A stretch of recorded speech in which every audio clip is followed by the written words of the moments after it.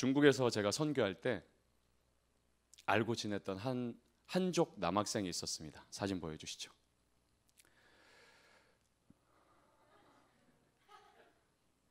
접니다.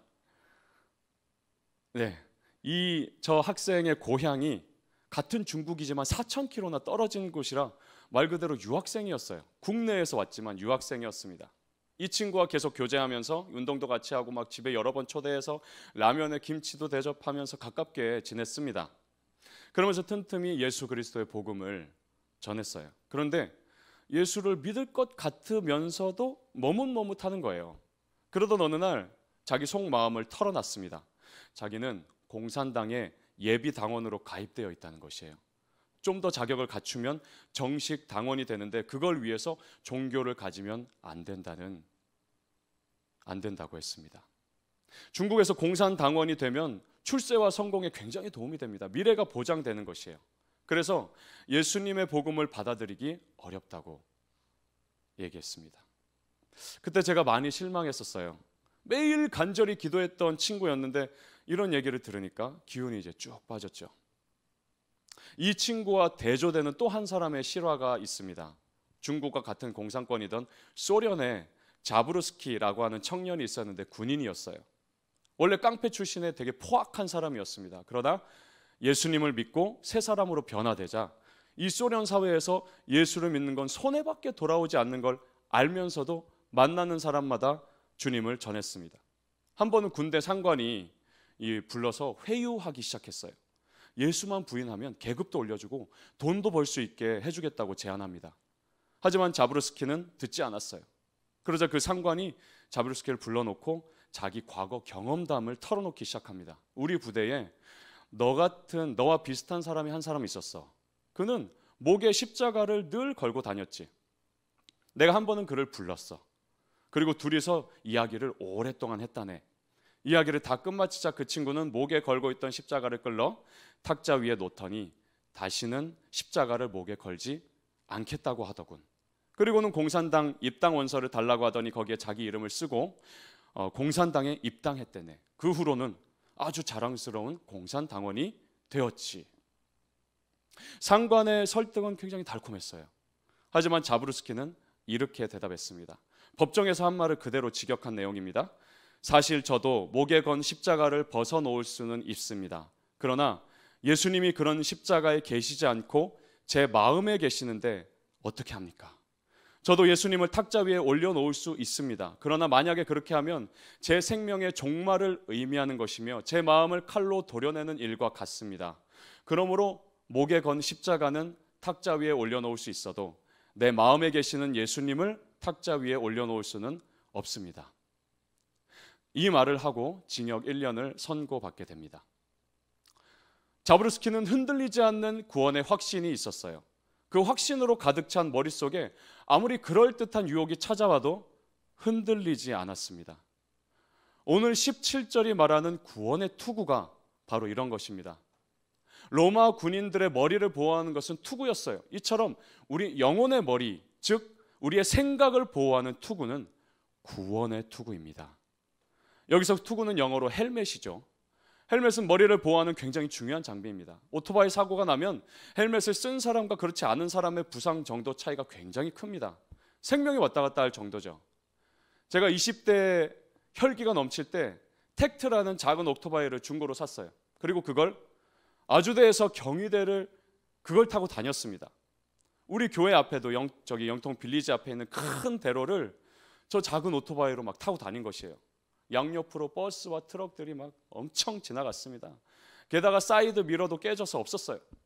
차선을 변경하려면 막 이렇게 곁눈질을 하면서 이렇게 보고 끼어들어야 했습니다. 헬멧도 안 쓰고 그렇게 다녔어요. 지금 생각해보면 정말 애국가 가사처럼 하나님이 보호하사 지금 제가 이 자리에 있는 것이에요. 교통안전연구원 실험 결과 헬멧을 쓰지 않고 오토바이 사고가 나면 머리에 중상을 입을 확률이 99%였습니다. 헬멧을 착용한 경우는 24%, 거의 4배 이상 차이가 나는 거예요. 헬멧은 가장 중요한 머리를 보호하는 필수템이죠. 그렇다면 우리 영혼의 헬멧, 영혼의 투구는 무엇을 보호할까요? 바로 우리가 머리로 하는 수많은 생각들과 마음을 지켜주는 것입니다. 누군가는 이럴 수 있어요. 아니, 머리로 하는 건 생각인데 왜 마음까지 지킨다는 거냐? 왜냐하면 생각과 마음은 매우 긴밀하게 연결되어 있기 때문이죠. 우리가 어떤 생각을 하느냐에 따라 마음도 왔다 갔다 합니다. 걱정되는 생각을 계속 하다 보면 우리 마음도 불안해져요. 그렇죠? 시장조사 전문 기업인 트렌드 모니터가 1년 전에 한 가지 설문조사를 했습니다. 전국의 20에서 60세 남녀 1000명을 대상으로 현대인의 정신건강이란 주제로 설문조사를 합니다. 그림 보여주시죠. 삶이 불행하다고 생각해 본 경험, 2014년에서 2019년까지 보면 계속 늘어나고 있습니다. 5년 전보다 10%가 늘어났어요. 다음 사진이요. 현대인의 심리적, 전신적 질환 발생의 원인이 뭘까? 뭐 지나친 경쟁 사회도 있겠지만은 쭉 이렇게 여러 가지가 있죠. 근데 아래쪽에 보면 개인의 나약한 심리, 내 자신의 마음이 너무 나약하다고 느끼는 것입니다. 그 다음 정신건강을 바라보는 한국 사회의 태도, 뭐 이렇게 다양하게 있습니다. 제일 오른쪽을 보면 나는 힘들어도 남에게는 애써 밝은 척을 하는 편이다. 여러분 어떠십니까? 공감이 좀 되세요? 제가 이 결과들을 보여드리는 이유는 세상 참 살기 힘들구나, 어렵구나, 역시 우리 인생은 희망이 없구나, 이런 얘기 하려는 게 아닙니다. 삶의 고충이 있지만 그 고충들이 우리 생각을 뒤덮어서 패배와 쓰러짐을 내 운명으로 받아들이는 것은 거부해야 된다는 것이에요. 받아들이냐 거부하냐, 이 선택이 우리 앞에 놓여 있습니다. 로마서 12장 2절, 너희는 이 세대를 본받지 말라. 자브르스키에게 공산당원이 되는 건 매우 당연한 얘기였어요. 당시 주류를 본받는 선택이었어요. 하지만 그걸 받아들이지 않았습니다. 주류를 따르지 않았어요. 자기 자신보다 더 날 사랑하신 예수님을 따르기로 했습니다. 이 주님이 날 구원하셨다는 믿음, 즉 구원의 투구가 그 생각을 지켜주었습니다. 돌아가신 하영조 목사님이 이런 얘기를 하셨어요. 그리스도인이 사탄에 의해서 이리 찢기고 저리 찢긴다 할지라도 구원만 빼앗기지 않으면, 예수님의 구원만 내 영혼에, 내 믿음에 있다면 재생할 수 있습니다. 재생할 수 있습니다. 사랑하는 여러분, 지난 한 주 참 쉽지 않았죠. 한 주를 살면서 구원의 확신이 얼마나 여러분을 지켜주었습니까? 자꾸만 찾아오는 무기력감, 나도 마음에 힘 좀 갖고 살고 싶은데 자꾸 힘이 빠지는 것 같고, 지금 코로나 사태 아래서 가장 많이 들리는 얘기가 뭐예요? 안 돼, 안 돼, 어려워, 안 돼, 이 시국에 그거 안 돼. 어느새 우리 생각도 이런 시대를 그대로 본받아서 안 될 거라는 생각이 우리 머리를 지배하지는 않습니까? 그러나 이런 생각, 저런 걱정들로 마음이 지칠 대로 지치더라도 구원의 확신만 뺏기지 않으면, 구원에 대한 믿음만 흔들리지 않고 빼앗기지 않으면 우리는 새로운 한 주를 다시 살아갈 힘을 얻게 되는 것입니다. 우리가 믿고 예배하는 하나님은 전능하신 하나님이십니다. 그 전능하신 손길로 우리를 구원하신 하나님입니다. 성경은 이 구원의 하나님을 끊임없이 여기저기서 노래하고 있어요. 스바냐 3장 17절, 너의 하나님 여호와가 너의 가운데 계시니 그는 구원을 베푸실 전능자이시라. 그가 너로 말미암아 기쁨을 이기지 못하시며 너를 잠잠히 사랑하시며 너로 말미암아 즐거이 부르며 기뻐하시리라. 하나님은 어떤 하나님이냐? 구원을 베푸실 전능자시라는 거예요. 그 전능하신 손길로 구원하신 나란 존재는 구원받고 천국에 들어갈 만한 사람이 전혀 아닙니다. 결코 아니에요. 100톤의 물로도 씻을 수 없고 100억의 돈으로도 대가를 치를 수 없는 나의 이 죄 때문에 난 이런 구원을 받을 가능성이 제로, 불가능해요. 우리가 구원받은 것이 은혜로 된 거다 보니까 다른 종교처럼 뭔가 수양을 쌓고 여러 가지 미션을 통과해야 되고 돈을 많이 바쳐야 하는 게 아니라 은혜로 받다 보니까 우리가 잊고 사는 중요한 게 있어요. 내가 구원받은 것은 불가능하다는 사실이에요. 불가능합니다, 여러분. 근데 이 불가능을 가능케 하신 하나님은 그래서 전능하시다는 것이에요. 무엇으로도 씻을 수 없는 내 죄, 지난 한 주 동안도 얼마나 많은 죄를 얼마나 감쪽같이 아무도 모르게 지었습니까? 방금 이걸 말씀해서 그는 구원을 베푸실 전능자라는 것은 그래서 우리에게 위로가 된다는 것입니다. 오직 전능하신 하나님만이 우리에게 구원을 베푸실 수 있습니다. 우리는 오로지 은혜로 변화받아 새롭게 된 것입니다. 모든 죄에서 해방되고 자유를 얻게 된 것이죠. 그러나 여러분, 미국 워싱턴 DC에 있는 한국전쟁 참전 기념관에 새겨진 글처럼 Freedom is not free. 자유는 공짜가 아닙니다. 지난 목요일이 6.25 전쟁 70주년이 되는 날이었죠. 한 사람이 인터넷에 글을 올렸어요. 사진 보여주세요. 자기 할아버지가 70년 만에 고향에 돌아온다는 얘기였어요. 무슨 말인가 봤더니 6.25 전쟁의 결정적인 전투 중 하나였던 장진호 전투에서 전사하신 할아버지 얘기였어요. 북한 함경남도에 있는 장진호에 유엔군 3만 명이 있었는데 어느 추운 겨울에 6.25가 거의 끝나갈 때에 이 겨울에 중공군 12만 명이 기습한 것이에요. 엄청난 열세였지만 대부분 무사히 탈출한 성공적인 전투였습니다. 이때 돌아가신 자기 할아버지 유해가 하와이에 있었는데 이번 70주년에 맞춰서 고향에 돌아오게 된 것입니다.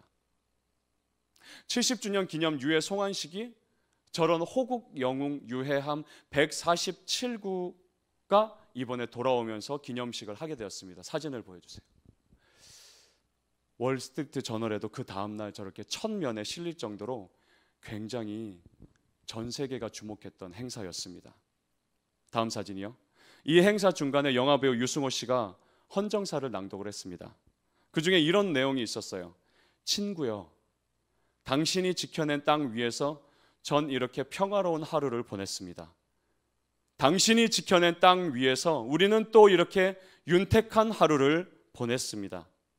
당신의 어머니가 당신을 한순간도 잊지 않았던 것처럼 우리도 영원히 당신을 기억하겠습니다. 이걸 보며 많은 사람이 뭉클해했어요. 그래, 저분들의 희생으로 우리나라가 이렇게 세워졌지 생각했습니다.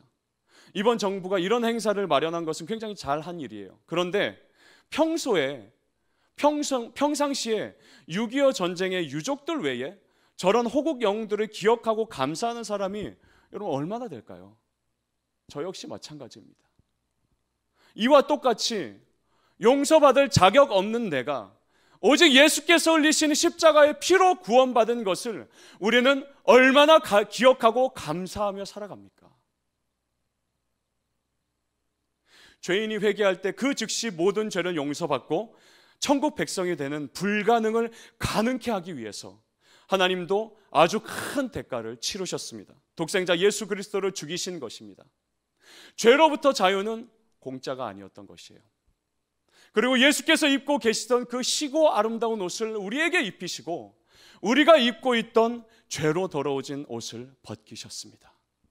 스가랴 3장에 보면 이 장면이 그려집니다. 1절 보면 대제사장 여호수아는 여호와의 천사 앞에 섰고 사탄은 그의 오른쪽에 서서 그를 대적하는 것을 여호와께서 내게 보이시니라. 여러분, 대제사장은 이스라엘 모든 백성을 대표하는 사람이었죠. 사실상 여기서 여호수아는 우리 모두를 대표하는 것입니다. 이 여호수아가 모든 백성의 죄를 대표하여 피고석에 앉아 있었습니다. 3절을 볼까요? 여호수아가 더러운 옷을 입고 천사 앞에 서 있는지라. 더러운 옷은 죄로 더러워진 상태입니다. 용납받을 수 없는 죄인의 상태를 나타냅니다. 심판받아야 하고 저주받아야 하고 버림받아야 하고 수치받아야 하는 죄인의 상태를 나타냅니다. 사탄은 그 옆에 서서 여호수아를 고소하고 있었어요. 이 사람이 얼마나 수치스럽습니까? 이 사람의 죄가 얼마나 지저분합니까? 이런 사람은 받아줄 수 없습니다. 하나님, 당신은 거룩하다고 하지 않았습니까? 사람들의 마음속 깊은 곳까지 다 아신다 하지 않았습니까? 이 여호수아는 당신에게 심판받고 그 수치스러움을 만방에 드러내야 합니다. 그러나 사탄은 하나님을 절반만 알았어요.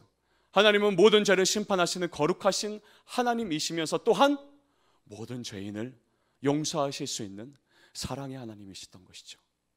모든 죄인을 용납하시고 그 수치를 가리시고 깨끗게 하기를 원하시는 은혜의 하나님이셨습니다. 그래서 4절에서 이렇게 말씀합니다. 여호와께서 자기 앞에 선 자들에게 명령하사 그 더러운 옷을 벗기라 하시고 또 여호수아에게 이르시되 내가 너의 죄악을 제거하여 버렸으니 너에게 아름다운 옷을 입히리라. 우리가 입고 있던 더러운 옷을 벗기셨습니다. 그리고 아름다운 옷을 입히셨어요.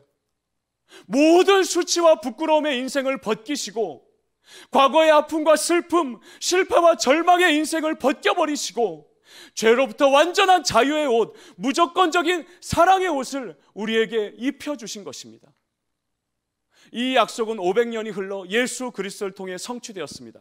갈라디아서 3장 26, 27절 너희가 다 믿음으로 말미암아 그리스도 예수 안에서 하나님의 아들이 되었으니 누구든지 그리스도와 합하기 위하여 세례를 받은 자는 그리스도로 옷 입었느니라.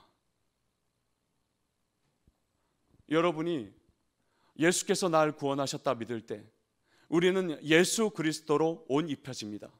십자가의 보혈로 깨끗이 되어서 더 이상 더럽지 않은 옷을 입게 되는 것입니다. 사탄이 곁에서 아무리 우리를 고소하고 세상이 우리에게 수치감을 주더라도 우리는 오늘 설교 제목대로 믿음의 탈의실을 통과한 사람, 거듭난 사람, 새로운 비전이 됩니다. 이것이 우리의 정체성인 것입니다. 여러분 이것을 꼭 기억하고 붙잡고 사시길 바라요. 우리는 탈의실 앞에서 옷을 벗을까 말까 머뭇거려서는 안 됩니다. 이미 예수 그리스도로 옷 입은 무한한 사랑을 받는 자녀로 택함받은 백성이 되었어요. 우리의 구원의 투구는 바로 예수 그리스도이신 것입니다. 여러분 38선을 한번 생각해 봅시다. 이북에 있는 한 형제가 탈출 계획을 세웠다고 해보세요. 이 계획의 가장 큰 어려움은 38선 지점까지 오는 것입니다. 그렇죠? 그때까지는 총으로 쏴대고 어떻게든 못 넘어가게 하려고 북한군의 총알이 빗발칩니다. 그러나 일단 38선을 넘어 남쪽에 들어오면 아무리 러시아산 미그 전투기를 띄워도 소용이 없습니다. 아무리 북한 군대를 총동원해도 그 사람에게 아무 짓도 할 수 없어요. 이런 영적 원리를 놓고 볼 때 여러분 가장 위험한 사람은 누구일까요? 38선 안에서 왔다 갔다 하는 사람입니다. 한 발은 교회에 한 발은 세상에 두고 있는 사람이에요. 이미 탈의실에서 새 옷을 주어 입혔는데 또다시 탈의실 문 앞에 서서 옛 사람의 옷, 옛 습관의 옷, 예전에 즐기던 습관적인 죄의 옷, 쾌락의 옷을 입을까 말까 왔다 갔다 한다면 구원의 감격과 아무 상관없는 인생이 될 것입니다. 여러분 요즘 여러분의 머리로 어떤 생각들을 많이 합니까? 어떤 생각들이 여러분의 머리를 채우고 있습니까? 다양한 생각들이 있겠지만 그 모든 생각들이 다 유익하진 않습니다. 그 중심에 나를 구원하신 예수가 계시도록 하십시오. 그러면 불순한 생각들은 절로 떠나갑니다. 구원의 투구가 여러분의 머리를 지켜주는 것입니다. 오늘 우리가 마지막으로 볼 무기는 성령의 검, 곧 하나님의 말씀입니다. 6가지 무기 중에 유일한 공격 무기죠. 성공하는 사람들의 7가지 습관이란 책으로 유명한 스티븐 코비가 이런 말을 했습니다. 나는 누구일까요? 나는 항상 당신과 함께 있습니다. 나는 당신의 조력자가 될 수도 있고 가장 무거운 짐이 될 수도 있습니다. 나는 당신을 성공으로 밀어줄 수도 있고 실패로 잡아내릴 수도 있습니다. 나는 쉽게 관리할 수 있습니다. 당신은 나에게 엄격하게 대하기만 하면 됩니다. 당신이 어떻게 하고 싶은지 알려주면 나는 몇 차례 레슨 후에 그 일을 스스로 할 수 있습니다. 나는 모든 위대한 사람들의 하인이고 또한 모든 실패한 사람들의 하인입니다.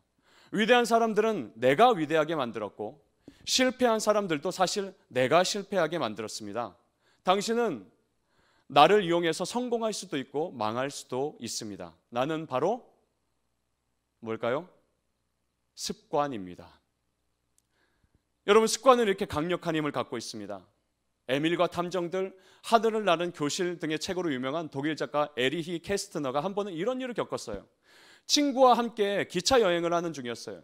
이 친구는 피곤했는지 자리에 앉자마자 금세 잠이 들어서 깊이 잠듭니다. 한참을 가고 있는데 잘 자던 친구가 깜짝 놀라 일어나서 다급히 시계를 찾는 거예요. 그리고는 수면제 먹을 시간인데 깜빡 잊을 뻔했네 라면서 수면제를 먹고는 다시 잠들었다고 합니다. 수면제 없이도 잘 자고 있었는데 습관적으로 그 시간에 깨어서 수면제를 먹은 것이죠.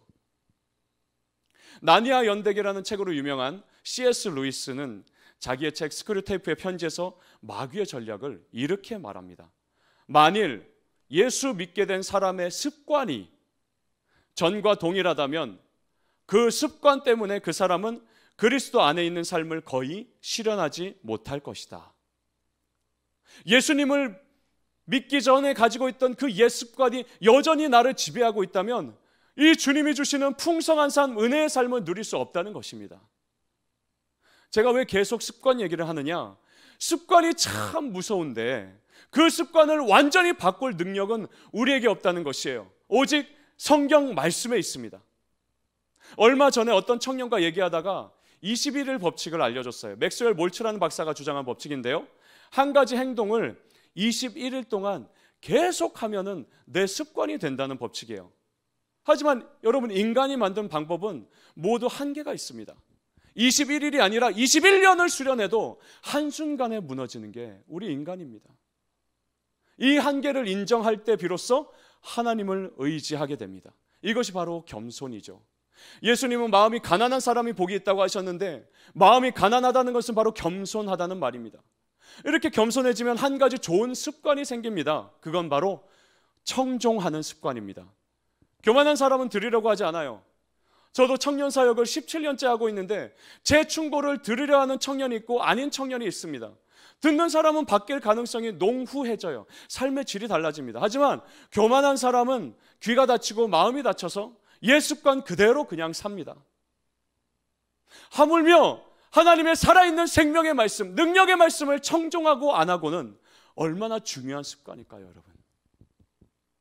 예레미야 22장 21절은 우리에게 이렇게 말씀합니다. 네가 평안할 때에 내가 너에게 말하였으나 네 말이 나는 듣지 아니하리라 하였나니 네가 어려서부터 내 목소리를 청종하지 아니함이 너의 습관이라.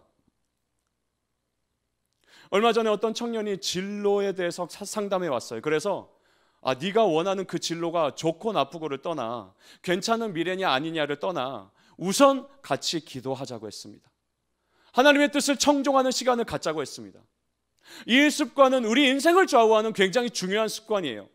여러분이 꼭 체화시켜야 할 습관입니다.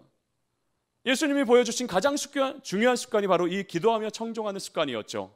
마가복음 1장 35절, 새벽 아직도 밝기 전에 예수께서 일어나 나가 한적한 곳으로 가사 거기서 기도하시더니, 매일매일 새벽마다 기도하셨어요.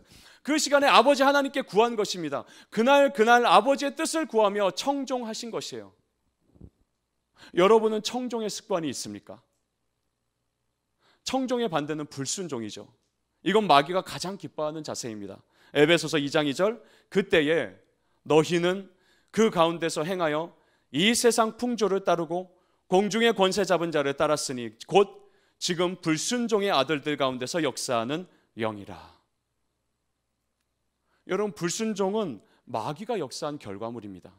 하나님 말씀에 산무하게 만드는 것이에요. 무관심, 무지, 무감각해져서 자기 욕망을 따라 사는 인생을 마귀는 기뻐합니다. 여러분, 이 모습을 내 안에서 도려내야 해요. 그대로 놔두면 온몸에 퍼지는 암세포와 같아서 얼른 도려내고 하나님께로 돌아서야 합니다.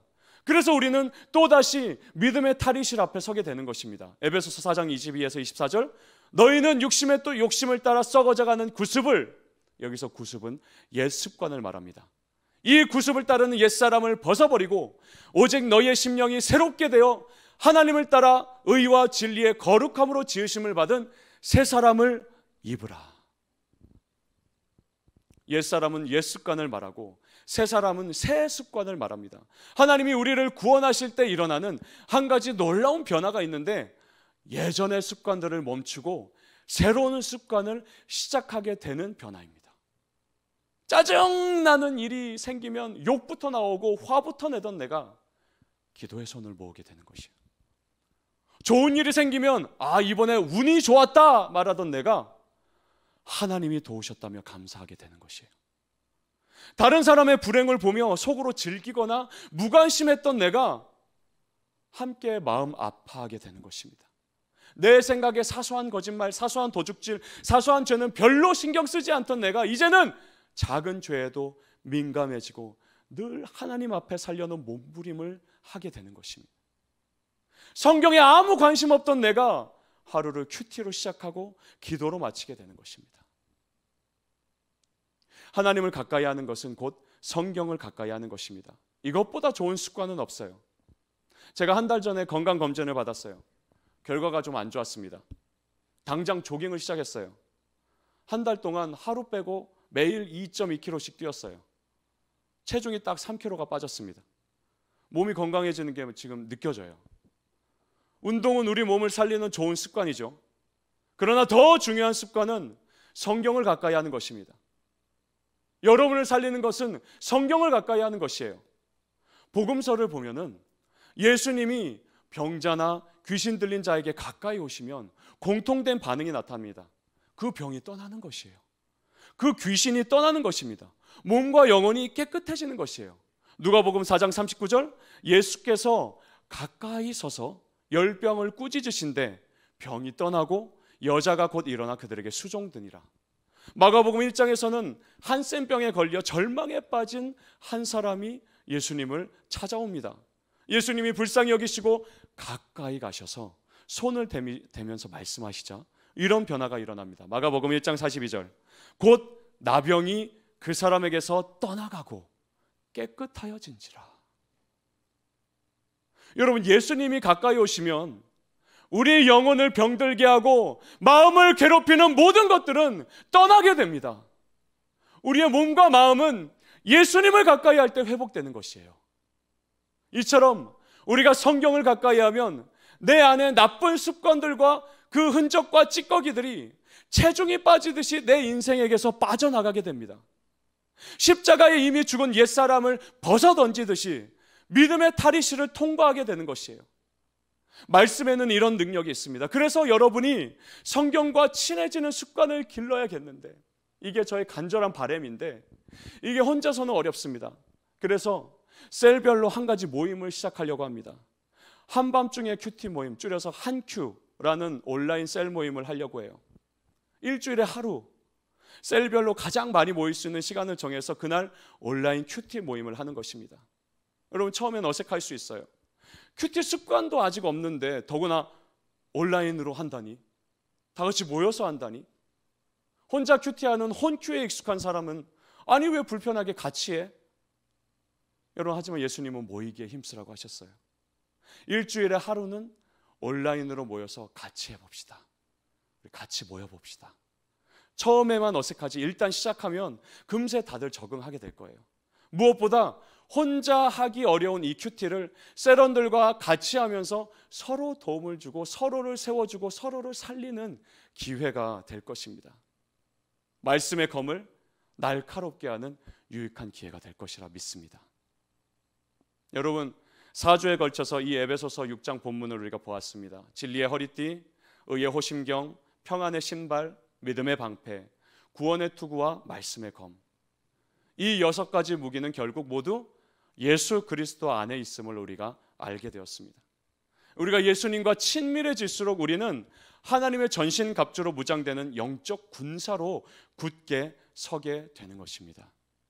예전처럼 작은 일에도 쉽게 흔들리는 모습에서 우리 이제는 성장해야 되잖아요. 예전에 너무 작은 일에도 너무나 쉽게 흔들리는 나였지만 이제는 우리가 자라겠잖아요. 성장해야겠잖아요. 예수님을 가까이 할 때 그런 성장이 우리에게 일어날 것입니다. 우리 안에 계신 성령님이 날마다 우리를 도우실 것입니다. 약 2달 후에 있을 이번 여름 수련의 주제를 리커넥트라고 정했어요. 다시 연결되는, 다시 예수님과 끊어졌던 그 관계가 연결되고 다시 그 사랑이 내 상처난 마음을 회복하는 은혜가 여러분 우리 모든 청년부에게 부어지도록 하실 줄을 믿습니다. 여러분, 그 믿음을 가지고 이번 한 주도 하나님의 전신갑주를 믿음으로 취하여 믿음의 탈의실을 날마다 아침마다 들어가서 주님이 주시는 새 사람의 옷을 입고 예수 그리스도의 옷을 입고 말씀으로 무장해서 살아가는 여러분 되기를 축복합니다. 우리 함께 기도하겠습니다. 하나님 아버지, 더러운 옷을 입고 있었습니다. 그러한 우리를 세상은 힐난하며 수치를 주며 멀리하고 더럽다 얘기하며 우리를 비난했지만, 거룩하신 하나님께서는 우리를 사랑하셔서 그 더러운 옷을 벗어주시고 벗겨주시고 우리에게 새 사람의 옷, 희고 아름다운 깨끗한 옷을 입혀주시며 우리를 구원하시고 우리의 모든 죄를 용서하여 주심에 감사를 드립니다. 주님, 우리가 믿음이 약해지고 흔들릴 때에 하나님, 우리가 다시 또 탈의실 앞에서 왔다 갔다 하며 다시 옛사람의 옷을 입고 다시 옛 습관으로 돌아가려고 하고 다시 예전에 즐기던, 남몰래 즐기던 죄를 탐닉하려고 할 때에 아버지 하나님, 우리의 이 생각과 마음을 구원의 투구로 지켜주시고 주님, 그 말씀의 검으로 사탄과 마귀의 모든 유혹과 공격을 물리치고 대적하여 아버지 하나님을 기쁘시게 하며 주님이 주신 사명을 이루기 위한 것에 집중하며 한평생 주님 위에 살아가는 우리 귀한 청년들 되도록 하나님 지켜주시옵소서. 주님, 이번 한 주도 하나님의 은혜로만 살 수 있음을 고백합니다. 매일매일 하나님의 은혜로 우리를 충만케 해주셔서 아버지, 우리가 육신의 생각을 따르지 않고 우리를 구원하신 주님께 붙들려 살아갈 수 있도록 돌봐주시고 은혜 내려 주시옵소서. 예수님의 이름으로 기도합니다. 아멘.